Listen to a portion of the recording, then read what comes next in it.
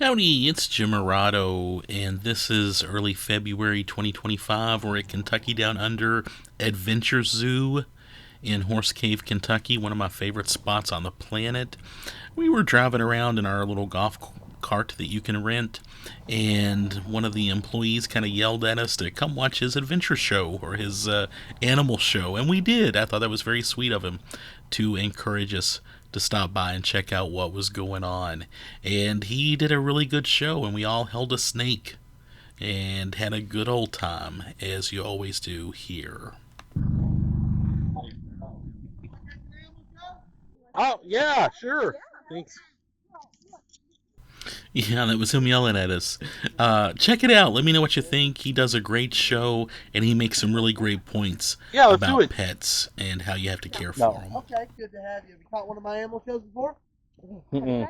I don't know. Okay, good. You're in for a good We saw a experience. turtle snake show last time. It was Oh, in one of the little buildings. Yeah, so that probably would have been a little different than what I'm going to do today. I've got my parrot and the snake out here today, but you guys, because it's a much smaller scene, I don't have 100 school kids here in front of me. You guys get to be much more interactive with the animals than what I can usually Nice. allow in a packed summer day. Alrighty, let's take everybody get a show up. Yeah, come on over. Welcome, everybody. My name is Josh. I'm the zookeeper here at Kentucky Down Under. I've got a few different animals out here with me today. I'm going to bring them all around, educate you guys about them, let you guys ask me questions. Starting off today, this is Luna, our umbrella cockatoo. Can you guys say hi, Luna, to her for me? Hi, Luna. Awesome. That is her favorite part of the show. Now, like I said, she's an umbrella cockatoo going on 4 years old, so still very, very young. But umbrella cockatoos, like Luna, have a max lifespan of over 75 years, making these birds a massive commitment here in captivity. But they are not only a massive commitment because of their long lifespan.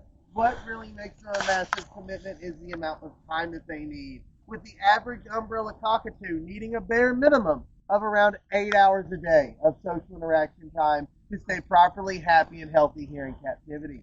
Now, the way that we achieve this for Luna, she's our very special bird. She has been raised here since she was just 4 months old, so this is an example of a cockatoo that has been raised with the proper amount of socialization and interaction to be tame and interactable with new people. And because we've instilled such a system of trust with her, she gets to free roam the zoo, going wherever she wants to go, as long as she is accompanied by a zookeeper or another member of our staff, a lot of the times me, meaning she can be found down in the outback deck, in the gift shop, in our zookeeper building, or anywhere, just having a ball of a time. And then when she gets a little too restless, we'll go take her somewhere else and let her experience a different area. Now, you guys are going to get the opportunity to hold Luna whenever I hand her off to you, if you choose to hold her. Put your arm out completely straight like a tree branch, fingers in to make a fist, and then if you want to pet her with your opposite hand, gently go down the back of her head just like so. Now, Luna is an extremely intelligent bird. She's got the cognitive level of a 3-year-old right now, and she will max out at the same cognitive level of a 4 to 5-year-old. You can't break any Oh, cameras I don't today, mind Luna. if she Can't does. replace that on a zookeeper salary. Ask what? Does she have like a favorite area to do that?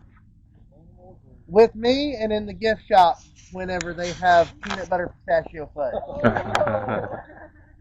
Sometimes she gets a little bit more nervous with the little ones, so I got to give her a little bit of encouragement. There we go. Their arms usually aren't as steady as an adult's big arm.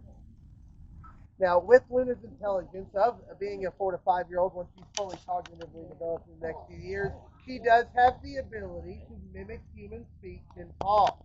But the most important part of Luna's ability to talk is that I do not make her talk on command. I am never going to make her talk on command, and I sure hope she never says Polly wants a cracker. Now, the main reasoning for that is if I started to go and give Luna a peanut, sweet, or treat every time that she said a human word, very quickly she'd connect those two dots and start talking all the time. We might not ever get her to stop. But if we did that, she's going to lose the meaning of those words and think that every human word just means food, treat, or reward. So instead of that, we do not reward her for her talking whatsoever because her natural reward system being able to learn and understand our language to communicate with us. So right now, Luna understands that hi is a greeting, bye-bye is for when she's leaving, peekaboo is her play word, and she says I love you, and she's being very, very sweet. Which means that this bird is fully conversational, and by the time that she's possibly 6, 7, 8 years old, somewhere in there, depending on her training, she could possibly learn how to be fully conversational with the entire English language because they have learned thousands upon thousands of useful words before. But the interesting thing about Luna is that she is only retaining words that she understands. If she loses the meaning of those words or doesn't understand it any longer, she'll just simply stop saying the phrase. Aww. Now, with these animals needing an immense 8+ hours a day of social interaction and having the cognitive level of a 4-year-old, they are more akin to a toddler than having a pet inside of your home. And sadly, over 90% of large talking parrots that are sold out of pet stores or by pet breeders will not reach their full lifespans because their social needs are not met. People have jobs, they have kids, they have things that get in the way of interacting with a bird 8 hours a day. And when that happens, it is very important to remember that these animals are not domesticated like dogs or cats are that are happy when you come home from a long day of work.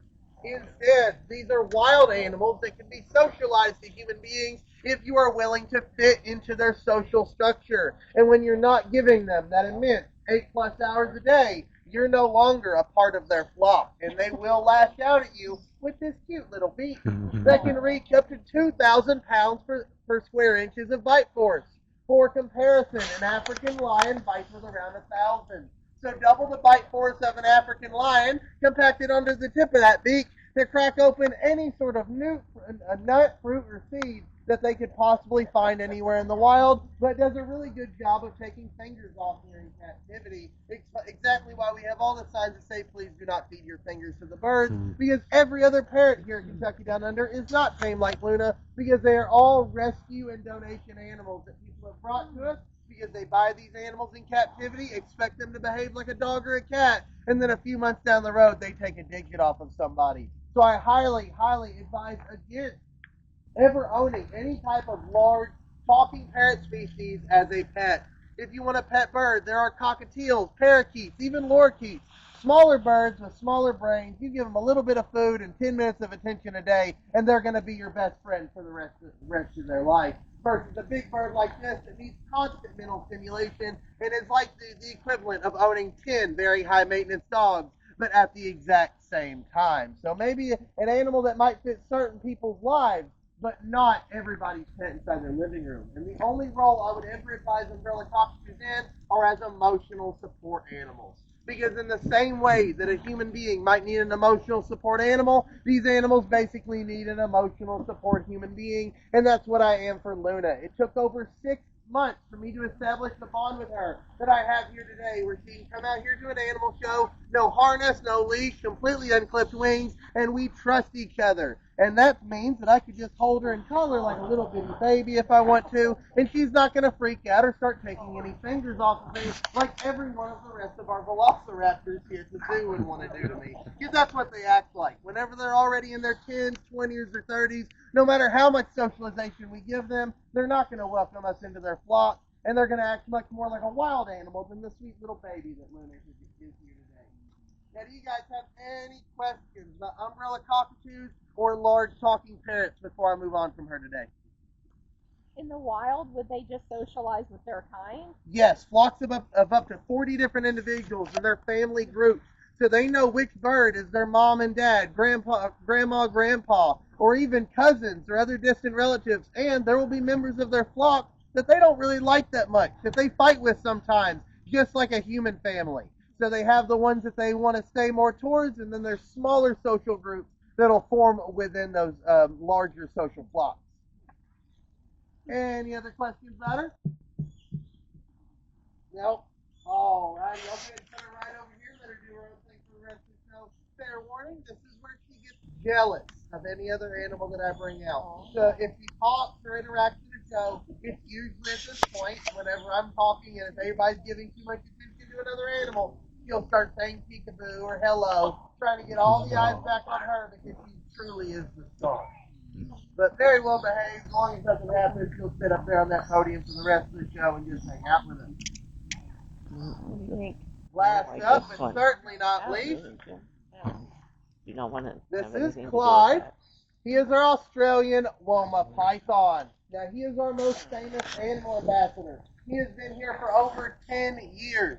During this time, he has not bitten any of our staff or any of our customers, which is why we fully trust him to be interacting with you guys today. You got a few choices. You can either just pet him as I walk by, or not pet him if you have a fear of snakes. That's completely okay as well. But if you are confident enough to hold Clyde, do so one of two ways. Either put him in your hands just like this, equal length apart, having full control over his body, or if you trust him like I do, just rest him around your neck and then support his head with your other hand and let him do a little bit more moving around.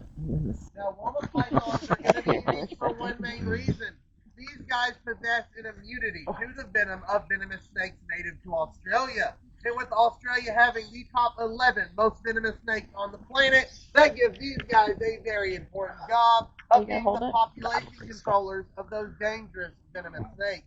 Not only being able to be bitten by those venomous species and survive with ease, but also able to consume them, being one of their only natural predators.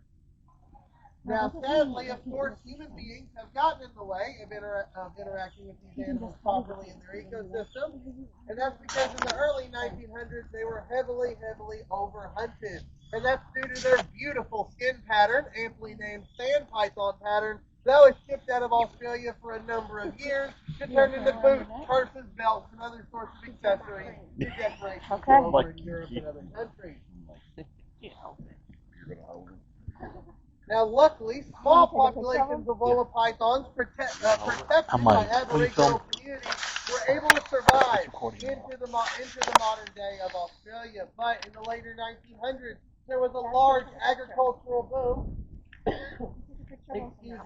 that took away over 90% of the Woma python's remaining habitat. Now, with less than 10% of their habitat remaining, there are still great conservation efforts for this species, releasing hundreds to thousands of them every single year back out into their natural environment. But the way that they are doing so is not like other conservation programs. They are gearing this to actually save human lives. They are releasing these snakes in the rural communities of Australia that are the farthest away from sources of antivenom, meaning any venomous snake bite could become a lethal venomous snake bite due to a 6-hour helicopter flight or a 12-hour drive to the nearest hospital. And in these areas where they have introduced these species of snakes, over the past 10 years, they have single-handedly managed to bring down the amount of lethal venomous snake bites on human beings by over 50% during that 10-year time span. Meaning twice as many people that could have lost their lives to dangerous venomous snakes get to survive today, just because this species is out in the wild doing their job in their natural ecosystem. So anytime I bring Clyde up here, I love to educate about him that not all snake species are bad. In fact, in some ecosystems, they can play some of the most important roles, because when these guys disappeared, the venomous snake population skyrocketed. They started competing for food, and then they were forced into farms and suburban areas, even towns and cities, looking for rodents for food instead of being able to stay out in nature. And then in these areas where they've been reintroduced, they not only have much fewer venomous snake bites, but a much smaller venomous snake population that isn't exploding with a natural population controller. So the most important thing is learn how to identify the beneficial, non-venomous species of snakes that live around your home state and areas. Here in Kentucky, that's the black rat snake and black king snake that play the exact same ecological role here in Kentucky as these guys do in Australia, except over here they're eating copperheads, timber rattlesnakes, and cottonmouths that we worry so much about. And then also learn how to identify the not so beneficial venomous animals that might be around your home state or area. That way when you encounter those animals, you can react with fear instead of fascination. Because even though I love handling big constricting snakes like Clyde, we've got one that comes out on display in the summer that goes in that cage right there that tries to bite me every time I bring her out. She's about 12 feet long now, and I love handling her, one of my favorite animals on the planet, but I have a strict motto. If it needs a vial for my survival, I don't need to mess with it at all. And I highly advise you guys also follow that as well. Now, do you guys have any questions about Woma pythons or pythons in general before I move on from him today? Did you say the lifespan? I didn't hear you. 15 years in the wild, but they've seen 20 plus in captivity. So with him being 10 years old, we're hoping to get at least another good 10 years out of him. How much do they cost? About $600 low end if you're ordering them online. Highly advise against that though, because then you don't know where they're sourced from. If you want any type of python or snake, it's awesome. I have 11 of them in my house.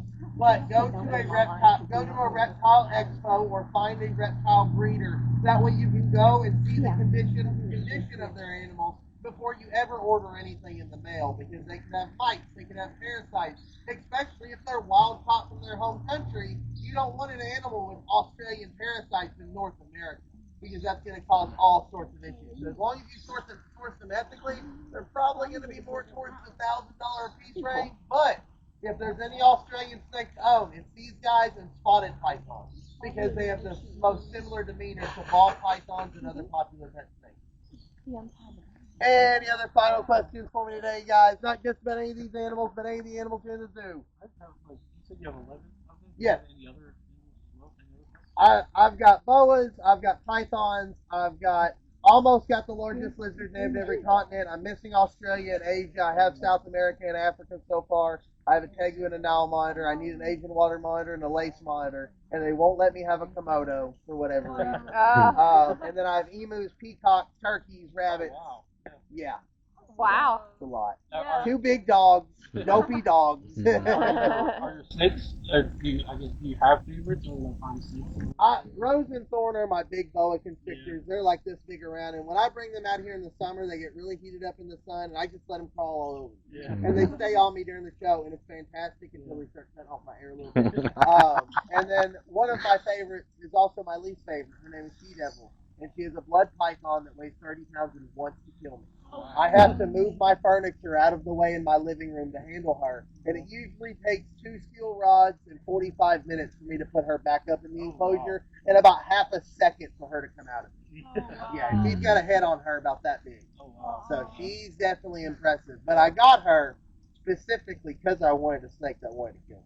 And no one else wanted to handle her, so I was like, all right, sounds good to me. So you're okay by being killed by a snake as long as it's not venom? Because you said if you Yeah, use a vial. now, with her only being, she's a blood python, so I should have given a little bit of context. She's only 5 feet long, but she's that big around. Yeah. So they're a very chubby snake. Yeah. They're built to be able to hide for most of their lives, and they do very little moving. But yeah, I'd say I'm more willing to die to a constricting snake. There's multiple ways you can get out of that. We've got a guy that I think he's working down in the outback today. He's been wrapped up by a 20-foot python. Oh, wow. And the method that you do for that is if it's anywhere that you can dunk it into water without drowning yourself, you dunk it into water and you wait till they have to breathe, and then they'll just release. But the other alternative besides that is not so clean. Yeah. That's another show. Yeah, I have a baby Burmese python that I'm raising up right now specifically because I love talking about the invasive snakes in Florida. It's a little sassy. It might end up killing me one day because they're like 250 pounds once they get full grown. But his name's Boomy, and he's cute right now. So, any other final questions for me today about any of our animals here in the zoo, or any questions about the zoo at all? So really big snakes, what do they eat? Like, do they graduate from rats? Or Yeah, so they can graduate from extra large rats up to rabbits and then to piglets. Yeah, that is a whole food item that you can just, we order all of ours offline, that way they come in frozen. We don't like euthanizing ourselves, but once you get past the snake that eats rabbits, you're ordering in piglets. and how often do they eat? Yeah, that's what I was About once a month, depending on the species, you might feed as little as 3 to 4 times a year. Oh, okay. Say what? Yeah, very, very easy. It's just a matter of when you decide to feed them, you need to have a few people with you. My dream snake is a green anaconda, but that's something I'd have to have my own team of people to handle because it's like 500 pounds. Alrighty, any final questions for me today, guys? No? Alrighty, thank you guys so much. Hope you guys enjoyed the show. If you guys want to come up and talk to Luna anymore, feel free. Just don't touch her while she's on the podium. But you can play music for her, and she does like to dance. Oh. But thank you guys so much. Hope you guys enjoyed. You guys have a wonderful rest of your day. So.